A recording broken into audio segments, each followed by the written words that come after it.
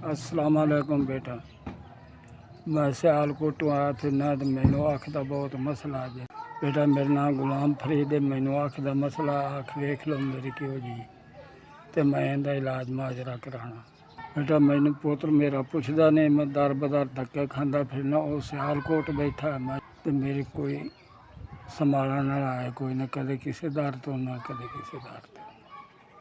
बेटा मैं दिन पर रात जड़ा बैठा प्यारा ना, जे दवाई ला के पाई रखा तो मुड़ नज़र माड़ा मोटा आंदा रहता, नहीं तो मैं बड़ा मजबूर होया फिर थोड़ी मेहरबानी हो सी जी। तो बेटा जेड़े पास जाना वो अख चेक कर लेंदे ने तो दवाई लिख के देंदे, जाने जाके बाहरों ला लो। मेरे को गुंजाइश कोई नहीं होंगी, मैं चुप करके वापस आ जाना।